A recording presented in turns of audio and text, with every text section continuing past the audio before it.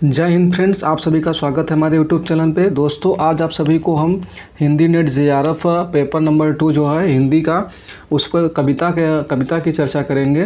दोस्तों, इसमें हम आज पहला वीडियो है। इस वीडियो में हम कविता के जो है धूमिल की कविता को हम चर्चा करेंगे। इसमें हम धूमिल की जो है 4 कविताएँ दी गई है नेट जेआरएफ के सिलेबस में। इसमें पहला सिलेबस यहाँ पे देखिए, यहाँ पे दोस्तों पहला नंबर पे है नक्सलवाड़ी, दूसरा है मोचीराम, तीसरा है अकाल दर्शन और चौथा है संसद और रोटी। यह धूमिल की कविता है। इनकी धूमिल का पूरा नाम है सुदामा पांडे। सुदामा पांडे जो है इनका पूरा नाम है। और इसके आगे हम चलिए देखते हैं दोस्तों, ये एक एक करके हम सभी के बारे में चर्चा करेंगे। उससे पहले हम धूमिल की थोड़ा जीवन परिचय समझ लेते हैं, देख लेते हैं। आइए शुरू करते हैं। धूमिल की जो है जन्म हुआ था 1936 में और 1975 में इनका निधन हुआ था। और उसके बाद में देखिए यहाँ पे दोस्तों जो है सुदामा पांडे धूमिल हिंदी समकालीन कविता के दौर के मील के पत्थर जो है सरीखे कवियों में से एक हैं। उनकी कविताओं में आज़ादी के सपनों से मोहभंग से पीड़ा और आक्रोश की सबसे सशक्त अभिव्यक्ति मिलती है। व्यवस्था जिसने जनता को छला है उसको आईना दिखाना मानो धूमिल की कविताओं का परम लक्ष्य है जो है। उसके बाद में दोस्तों देखिए, कवि धूमिल का जन्म 1936 को वाराणसी के निकट खेवली गांव में हुआ था। इनका वास्तविक नाम सुदामा पांडे है। और उसके बाद में आगे देखते हैं नई कविता में धूमिल का नाम अपने काव्य के लिए विशेष रूप से चर्चित रहा है। उनकी कविता में राजनीति और विरोध में स्वर प्रमुख रूप से मिलता है। धूमिल अपने काव्य संग्रह संसद से सड़क तक के लिए विशेष रूप से प्रसिद्ध हुए हैं। अब आगे देखते हैं उनकी कविताएं आज़ादी समाजवाद और जनतंत्र पर तीक्ष्ण व्यंग करती है। उन्होंने अपनी कविताओं में हिंदुस्तान का एक नग्न यथार्थ प्रस्तुत करना चाहते हैं। पटकथा कविता के समकालीन हिंदुस्तान की विसंगतियों को पूर्णतः उजागर करती है। धूमिल अपने समय के राजनीति का चरित्र व्यक्त करते हैं। जनता जनतंत्र, वे गांधी के 3 बंदर, रोजगार दफ्तर, बजट का अंधेरा, कुछ भी कहेंगे। सच्ची बात यह है कि हर ईमान का एक चोर दरवाज़ा होता है जो संडास के बगल में खुलता है। धूमिल ने काव्य में ग्रामीण शब्दों का अत्यधिक प्रयोग किया है। आइए आगे देखते हैं। सन 1960 के बाद की हिंदी कविता में जिस मोहभंग की शुरुआत हुई थी, धूमिल उसकी अभिव्यक्ति करने वाले अत्यंत प्रभावशाली कवि हैं। उनकी कविता में परंपरा, सभ्यता, सुरुचि, समकालीनता और भद्रता का विरोध है, क्योंकि उन सब की आड़ में जो हृदय पलता है उसे धूमिल पहचानते हैं। कवि धूमिल यह भी जानते हैं कि व्यवस्था अपनी रक्षा के लिए इन सब का उपयोग करती है, इसलिए वे इन सब का विरोध करते हैं। इस विरोध के कारण उनकी कविता में एक प्रकार की आक्रामकता मिलती है, किंतु उससे उनकी कविता की प्रभावशीलता बढ़ती है। धूमिल कविता आंदोलन के प्रमुख कवियों में से एक है। धूमिल अपनी कविता के माध्यम से एक ऐसी काव्य भाषा विकसित करते हैं जो नई कविता के दौर की काव्य भाषा की रूमानियत, अतिशय कल्पनाशीलता और जटिल बिंबधर्मिता से मुक्त है। उनकी भाषा काव्य सत्य को जीवन सत्य से अधिकाधिक निकट लाती है। आगे उनकी रचनाओं को देखते हैं। उनकी रचनाएं जो है धूमिल की 3 काव्य संग्रह प्रकाशित हैं। जो है पहला नंबर है संसद से सड़क तक, 1972 में प्रकाशित हुआ था। और कल सुनना मुझे, 1976। उसके बाद में तीसरा है सुदामा पांडे का प्रजातंत्र, 1984। और उस धूमिल समग्र 3 खंडों में 1921 में प्रकाशित हुआ था। और उसके बाद में आइए देखते हैं धूमिल की कुछ सबसे लोकप्रिय कविताएं हैं। मोचीराम, 20 साल बाद, पटकथा, रोटी और संसद, लोहे का स्वाद आदि। सम्मान की बात करें तो उन्हें मरणोपरांत 1979 में कल सुनना मुझे काव्य संग्रह के लिए साहित्य अकादमी पुरस्कार से सम्मानित किया गया। आगे देखते हैं एकालाप, वार्तालाप, हलफनामा, कर्तव्य धूमिल की कविताओं की शक्ति है। कुंवर नारायण साहित्य का संबंध मानव जीवन से मानते हैं। वे कहते हैं प्रयोग करना कवि का स्वभाव है। वे कविता की बनावट और बुनावट दोनों को समान महत्व देते हैं। अजीत कुमार, दुष्यंत कुमार व कुंवर नारायण भी नई कविता के प्रमुख कवि हैं। आते हैं कविता पर। पहली कविता है दोस्तों जो नेट JRF में लगाई गई है, सिलेबस में है, उसके बारे में हम देखते हैं। नक्सलवाड़ी, पहली कविता है नक्सलवाड़ी। इसमें देखते हैं धूमिल की कविता नक्सलवाड़ी संसद से सड़क तक काव्य संग्रह से ली गई है। आप लोग इसको याद कर लीजिएगा, जो है नक्सलवाड़ी कविता जो है संसद से सड़क तक काव्य संग्रह में है। उसके बाद में कविता स्वातंत्र्योत्तर भारत की उस निराशाजनक हालात का चित्रण करती है जिसने नक्सलपंथी आंदोलन को जन्म दिया। यह कविता आज की अधःपतन होती राजनीति पर भी तीखा प्रहार करती है। कविता की शुरुआत सहमति शब्द से और अंत आखिरकार शब्द से होती है। इसको नोट कर लीजिएगा, सहमति, कविता की शुरुआत सहमति से और अंत आखिरकार शब्द से होती है। आगे देखते हैं कविता में भूख का इलाज भोजन नहीं बल्कि नींद को बताया गया है। अब उसके आगे बढ़ते हैं। बताया गया है जो उस समय त्रासदीपूर्ण गाथा की परिचायक है। आगे देखते हैं कविता में जुबान को सहुआइन की जांघ पर भूल आने का मतलब है कि जिस व्यक्ति को स्वयं का नैतिक चारित्रिक पतन हो गया हो वह भला नैतिकता की बात क्यों करेगा। और उसके बाद में नेक्स्ट पॉइंट की बात करें तो कविता में कवि दूसरे प्रजातंत्र की तलाश करने का अर्थ है नैतिक, सामाजिक एवं व्यवहारिक दृष्टि से परिष्कृत व्यवस्था। उसके बाद में कविता मार्क्सवादी विचारधारा से प्रभावित है। यहाँ दाहिना हाथ दक्षिणपंथी और बायां हाथ वामपंथी विचारधारा का प्रतीक है। कविता में आए जंगल शब्द वस्तुतः संसद से के लिए प्रयुक्त हुआ है। यहाँ पे नोट कर लीजिएगा, जो है जंगल शब्द है वो संसद के लिए प्रयुक्त हुआ है। और कवि कविता में सारी कुव्यवस्था के विरुद्ध केवल कविता को ही विपक्ष में खड़ा पाता है। मतदान के समय खून खराबा होना देश में जंगल राज होने का सूचक है। कवि कविता के अंत में यह बताया है कि शासन और सत्ता ने लोगों में इतनी नफरत भर दी है कि आज एक छोटा बच्चा भी पड़ोसी का गला काटने से नहीं हिचकता। आगे देखते हैं कविता नक्सलवाड़ी कविता का सारांश के रूप में। दोस्तों यहाँ पे देखिए, सन 1966-67 में उत्तर प्रदेश, बिहार और आंध्र प्रदेश में नक्सलवाड़ी आंदोलन का प्रसार हुआ। इस आंदोलन ने सभी की सोच में परिवर्तन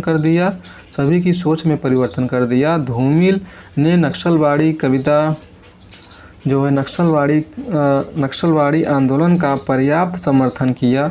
धूमिल के काव्य में तत्कालीन राजनीति के प्रति काफ़ी असंतोष दिखने को मिलता है। उसी के फलस्वरूप उन्होंने अपनी कविताओं में नक्सलवाड़ी आंदोलन के प्रति समर्थन मुखर किया। आगे देखते हैं धूमिल नक्सलवाड़ी के पक्ष में लोगों को खड़ा करना चाहते हैं। नक्सलवाड़ी कविता में धूमिल के स्वतंत्रोत्तर भारत की उस निराशाजनक परिस्थिति का चित्रण किया है जिसने नक्सलपंथी आंदोलन को जन्म दिया। नक्सलवाड़ी कविता के कुछ पदों की व्याख्या देखते हैं। यहाँ पर शुरुआत देखिए सहमति जैसे है। सहमति नहीं, यह समकालीन शब्द नहीं है, इसे बालिगों के बीच चालू मत करो। जंगल से जिरह करने के बाद उसके साथियों ने उसे समझाया कि भूख का इलाज नींद के पास है, मगर इस बात से वह सहमत नहीं था। इसकी व्याख्या देखते हैं। कवि धूमिल नक्सलवाड़ी आंदोलन के समर्थन में कहते हैं कि सहमति शब्द समकालीन नहीं है, इसे हम बालिगों के बीच लागू मत करो। कहने का तात्पर्य यह है कि भूमि अधिग्रहण में व्यवस्था के प्रति हमारी बिल्कुल ही भी सहमति नहीं है। कवि कहता है कि जंगल में से जिरह करने के बाद उसके साथियों ने उसे समझाया कि भूख का इलाज नींद के पास, अर्थात भूख से बचने के लिए तुम सो जाओ, परंतु वह व्यक्ति उनकी बातों से सहमत नहीं हुआ। आगे देखते हैं दोस्तों, यहाँ आगे में दिया गया है। कहने का तात्पर्य यह है कि कुछ लोग स्वार्थ के कारण शासन की ओर मिलकर जंगल में रहने वाली भोली भाली जनता को बहकाने लगे और भूमि अधिग्रहण के लिए वहाँ के लोगों की सहमति लेने लगे, लेकिन वह उनकी बातों में नहीं आए, क्योंकि वह जानते थे भूख जमीन से उगने वाली अनाज से ही मिटती है, नींद से नहीं। आइए देखते हैं आगे। अपना पक्ष रखने के लिए यहाँ कवि धूमिल ने प्रतीकों का सहारा लिया है, और दूसरा पॉइंट है लाक्षणिकता का प्रयोग किया गया है। दूसरे व्याख्या देखते हैं, दूसरे पदों पे पढ़ते हैं। और वह सड़क समझौता बन गई है जिस पर खड़े होकर कल तुमने संसद को बाहर आने के लिए आवाज़ दी थी, नहीं अब वहाँ कोई नहीं है, मतलब कि इबारत से होकर सब के सब व्यवस्था के पक्ष में चले गए हैं। लेखपाल की भाषा के लंबे सुनसान में जहाँ पालो और बंजर का फर्क मिट चुका है, चंद खेत हथकड़ी पहने खड़े हैं। यहाँ व्याख्या देखते हैं। व्याख्या के रूप में तत्कालीन राजनीति पर चोट करते हुए धूमिल कहते हैं कि जिस सड़क अर्थात संसद ने भूमि अधिग्रहण न करने का समझौता किया था, वह स्वार्थ की बलिवेदी पर चढ़ चुका है। वे कहते हैं कि कल जिस संसद को तुमने अपनी आवाज़ दी थी, अब वहाँ कोई नहीं है, अभी का स्वार्थ सिद्ध हो चुका है, सभी स्वार्थी लोग व्यवस्था के पक्ष में चले गए हैं। लेखपाल की भाषा के सामने अब बंजर और उपजाऊ जमीन का फर्क मिट चुका है, अब सभी खेत सरकार के अधिग्रहण में जाने वाले हैं। विशेष में पॉइंट है जनसाधारण के प्रति धूमिल की संवेदना व्यक्त हुई है, दूसरा लाक्षणिकता का प्रयोग किया गया है। अब दूसरे कविता पे आते हैं। दूसरा कविता है मोचीराम। कविता से देखिए यहाँ पे, यह मोचीराम कविता धूमिल के काव्य संग्रह संसद से सड़क तक से ली गई है। मोचीराम कविता संवादात्मक शैली में रचित है। यह कविता दलित, दमित, शोषित, पीड़ित आम लोगों के प्रतिनिधित्व करती है। बाबूजी सच कहूँ मेरी निगाह में न कोई छोटा है न कोई बड़ा। इस पंक्ति में आम आदमी का नज़रिया, शोषित पीड़ित व्यक्ति का दर्द, सामने वाले व्यक्ति को आंकने की क्षमता, समाज में समानता, समरूपता आदि की बातों में कही गई है। कविता में जूते की नाप बाहर नहीं होना वस्तुतः समानता का सूचक है। कविता में आज़ादी के पश्चात मोह भंग की स्थिति का भी जिक्र है। उसके बाद में इसमें तथाकथित अमीर व्यावसायिक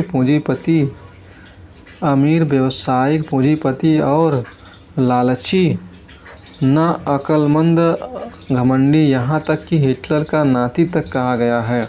कविता में जीवन जीने का एक सूत्र भी दिया गया है कि जिंदा रहने के लिए कोई तर्क, कोई कारण, कोई ईमानदार वजह, कोई नियम और कानून, कोई सिद्धांत होना चाहिए। जो व्यक्ति नैतिकतावादी का सैद्धांतिक नहीं है, उसे धूमिल वैश्याओं की दलाली करने जैसा बताया है। मोची के हाथ में जूता और रापी मजदूर वर्ग का प्रतीक है। कविता में नए मुहावरे, बिंब और प्रतीक गढ़े गए हैं। कविता का अंत चीख और चुप से होती है। चीख हमारी मुखरता का प्रतीक है और चुप बदहाल व्यवस्था के चुपचाप सहन करने की। तरह तरह के जूते आना और आदमी की नौयत बतलाना का प्रतीकार्थ समाज में आर्थिक विषमता को बतलाना है। जूता में चकतियों की थैली होना और आदमी के चेहरे पर चेचक का दाग होना समाज के तंगहाली में जीने वाले दलित, पीड़ित, शोषित लोगों का प्रतीक है। अक्षरों के आगे अंधे होना का अर्थ है जिस तरह अक्षर नहीं बदलते, ठीक उसी तरह कुछ लोग अन्याय के विरुद्ध न बोल केवल उसे सहते हैं। शब्द का मिलना शक्ति और मुखरता का प्रतीक है। मोचीराम कविता का सारांश। कविता मोचीराम में एक मोची के माध्यम से धूमिल एक साथ समाज की कई बुराइयों पर चोट करते हैं। एक ओर तो वे जाति और वर्ण व्यवस्था पर चोट करते हैं तो दूसरी ओर मध्यम वर्ग के झूठे आत्मगौरव को दिखावे की प्रवृत्ति को भी नंगा करते हैं। साथ ही इसमें समाज के एक निचले स्तर के व्यक्ति का ऊहापोह भी दिखाया गया है। वह अपने आप से सवाल जवाब करता है, कभी वह अपने पेशे को कोसता है तो कभी उसे अपनी जाति को कोसने पर मलाल भी होता है। कभी वह मध्यम वर्ग में नफरत की नज़रों से देखता है तो कभी उसे उनकी व्यवस्था पर तरस भी आता है। इस कविता के द्वारा धूमिल ने यह भी जताने की कोशिश की है कि कविता तथाकथित सभ्य और बुद्धिजीवी वर्ग की बपौती नहीं है और न ही कविता की भाषा पर किसी खास वर्ग का अधिकार है। ऐसा लिखते हुए वे कविता को छंद, लय और अलंकृत भाषा प्रयोग के बंधनों से मुक्त करने की वकालत करते हुए दिखाई देते हैं। मोचीराम कविता से देखते हैं। मोचीराम कविता के कुछ पदों की व्याख्या। रापी से उठी हुई आँखों ने मुझे क्षण भर टटोला और फिर जैसे पतियाए हुए स्वर में वह हंसते हुए बोला, बाबूजी सच कहूँ मेरी निगाह में न कोई छोटा है न कोई बड़ा है, मेरे लिए हर आदमी एक जोड़ी जूता है जो मेरे सामने मरम्मत के लिए खड़ा है। इसकी व्याख्या देखते हैं। कभी कहते हैं कि थोड़ी देर के लिए मोची ने रापी यानी मोची का औजार, रापी मतलब औजार, से आँख उठाकर मुझे घूरा और फिर हंसते हुए पतियाए से स्वर में कहा, बाबूजी सच कहूँ तो मेरी निगाह में न कोई छोटा है न बड़ा, मेरे लिए तो हर आदमी एक जोड़ी जूते के समान है जो मेरे सामने अपनी मरम्मत के लिए खड़ा रहता है। प्रस्तुत गद्यांश के माध्यम से कवि कहना चाहता है कि मोची के सामने कोई छोटा या बड़ा नहीं है, वह सबकी उतनी ही एक समान इज्जत करता है जितनी वह एक जोड़ी जूतों की करता है, अर्थात उसके हृदय में सबके लिए एक समान प्यार है। विशेष व्यंजना शब्द शक्ति का प्रयोग। सरल भाषा, सरल स्पष्ट खड़ी बोली। यहाँ तरह तरह के जूते आते हैं और आदमी की अलग अलग नौयत बतलाते हैं। सबकी अपनी अपनी शक्ल है, अपनी अपनी शैली है। यहाँ से देखिए, यहाँ से जो है हमारा जो है पद संख्या शुरू होता है, दूसरा पद शुरू होता है। यहाँ तरह तरह के जूते आते हैं और आदमी की अलग अलग नौयत बतलाते हैं। सबकी अपनी अपनी शक्ल है, अपनी अपनी शैली है। मसलन एक जूता है, जूता क्या चकतियों की थैली है। इसे एक आदमी पहनता है जिसे चेचक ने चुग लिया है। उस पर उम्मीद को तरह देती हुई हंसी है जैसे टेलीफोन के खंभे पर कोई पतंग फंसी है और खड़खड़ा रही है। व्याख्या में देखते हैं। मोचीराम कहता है कि मेरे पास कई प्रकार के जूते आते हैं और प्रत्येक आदमी की अलग अलग विशेषता बताते हैं। मोची कहता है उन सभी आदमियों की अलग अलग तरह की शक्ल है और अपनी ही शैली है। मान लो यह एक जूता है, यह जूता क्या बस चकतियों की थैली है। कितनी ही जगह से पटने के बाद उसमें जगह जगह चकतियाँ लगी हुई हैं। यह एक ऐसे आदमी का जूता है जिसके चेहरे पर चेचक के दाग हैं और हंसता हुआ आदमी ऐसे लगता है मानो टेलीफोन के खंभे पर कोई पतंग फंसी हवा के जोर के से खड़खड़ा रही है। विशेष के रूप में देखते हैं यहाँ पे। प्रस्तुत पद्यांश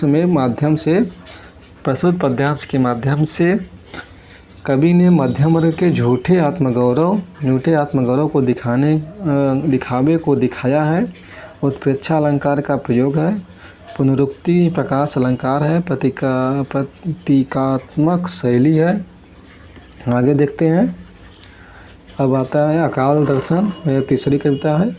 अकाल दर्शन कविता से देखते हैं। पॉइंट नंबर फर्स्ट में है, अकाल दर्शन कविता भारत पाकिस्तान युद्ध के समय रची गई है। उस समय इंदिरा गांधी सत्तासीन थी।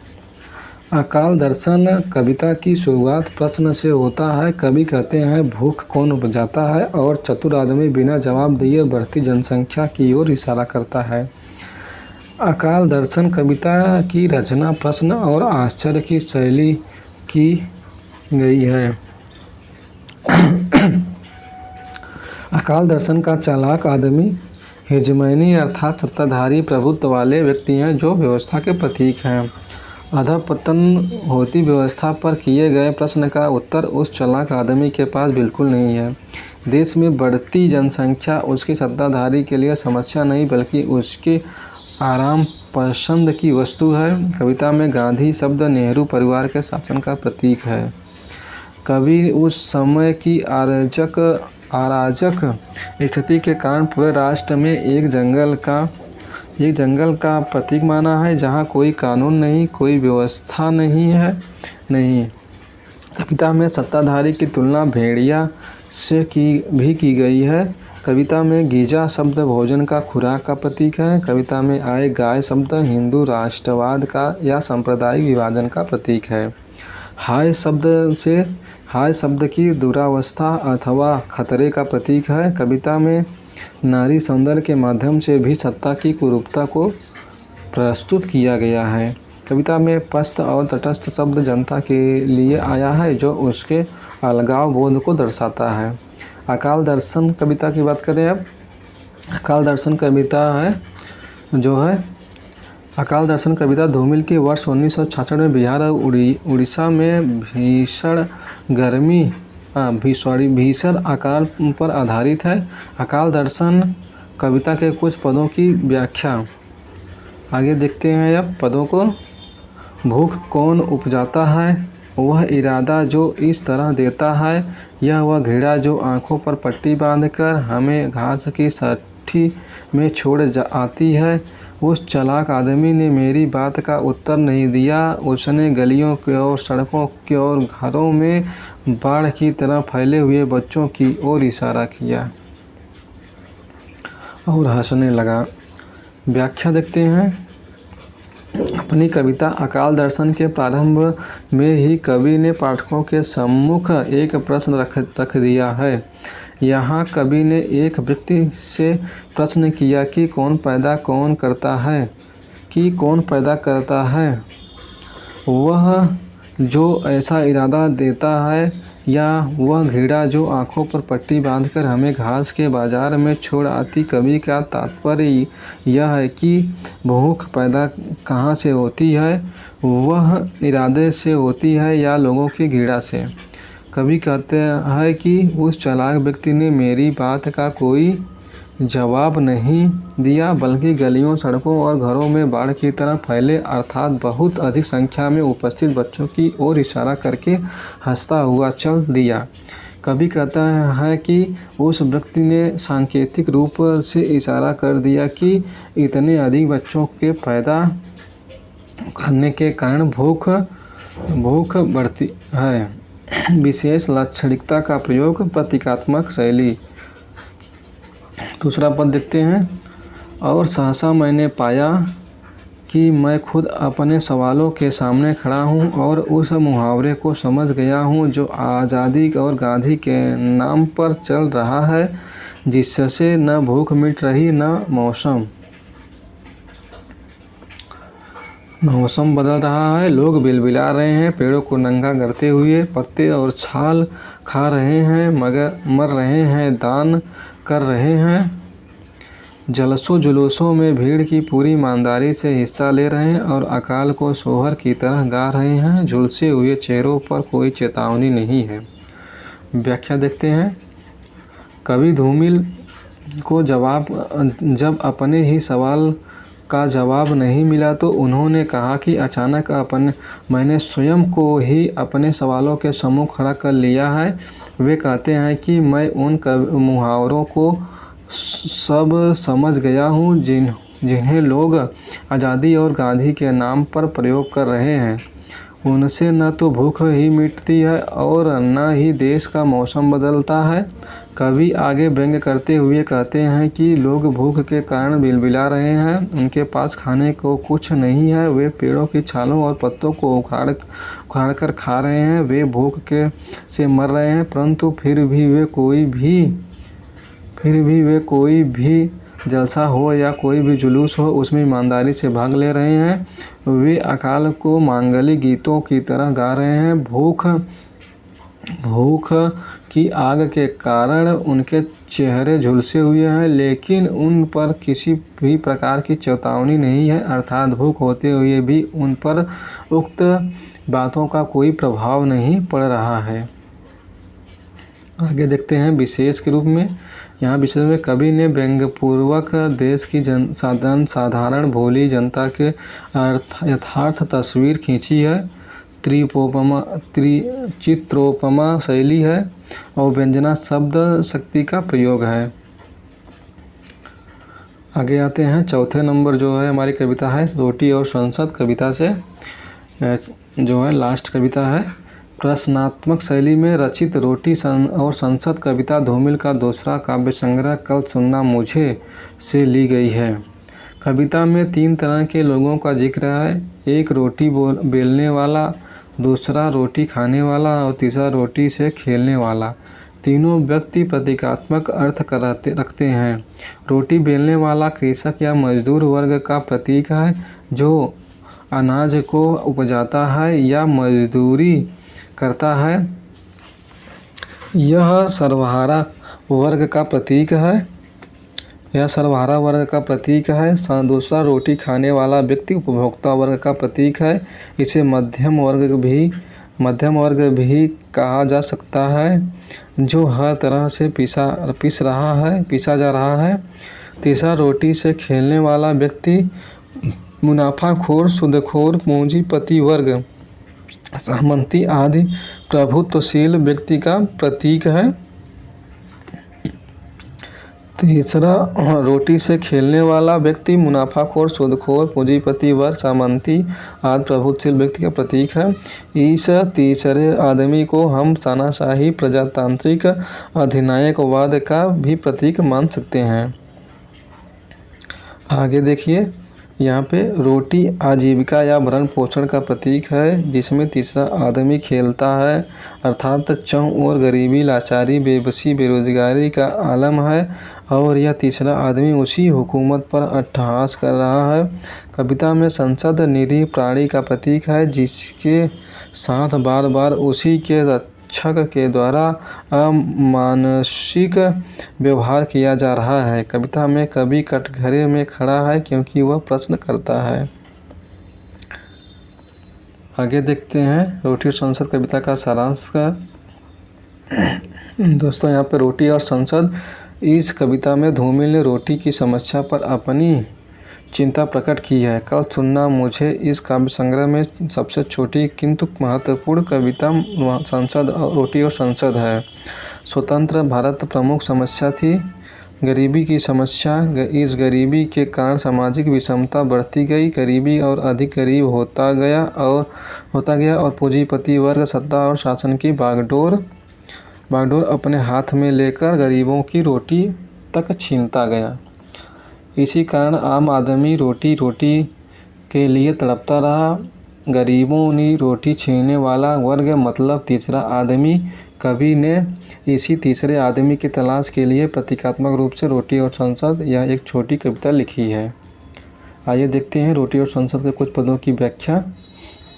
एक आदमी रोटी बेलता है, एक आदमी रोटी खाता है, तीसरा आदमी भी है जो न रोटी बेलता है न रोटी खाता है, वह सिर्फ रोटी से खेलता है। मैं पूछता हूँ यह तीसरा आदमी कौन है?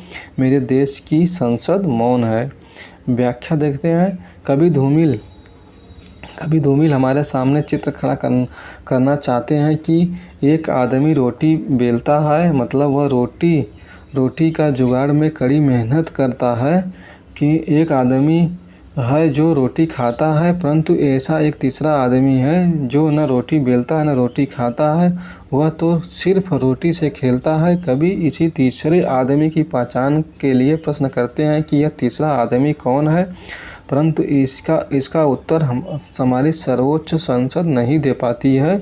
यह तीसरा आदमी सत्ताधारी पूंजीपति या अफसरशाही लोग भी हो सकते हैं, जिसने आम जनता गरीबों को रोटी छीनी है, जिसकी मेहनत एवं खून तक चूसा है। आम आदमी की मेहनत पर ऐश व आरामी की ज़िंदगी जीने वालों में प्रति कभी आक्रोश भरा सवाल करते हैं कि यह तीसरा आदमी कौन है। जब तक इस तीसरे आदमी के बारे में संसद उत्तर नहीं देती, तब तक भूखमरी की समस्या हल नहीं होगी। विशेष कवि ने तीसरे आदमी के संदर्भ में प्रश्न किया है। भाषा आम बोलचाल की भाषा है। तो दोस्तों, ये रहा धूमिल की जो है चारों कविताएं। अगर आपको ये वीडियो पसंद आया होगा तो लाइक कीजिएगा और शेयर कीजिएगा और हमारे चैनल को सब्सक्राइब कीजिएगा। इसी तरीके से सभी कविताओं को मैं जो है इसमें इस वीडियो को बना करके अपलोड करूँगा। तो दोस्तों, आप सभी लोग इन सभी को रिवीजन एक बार पढ़ करके ज़रूर जाइएगा, इससे क्वेश्चन बनते हैं। तो आज के लिए बस इतना ही। जय हिंद, जय भारत।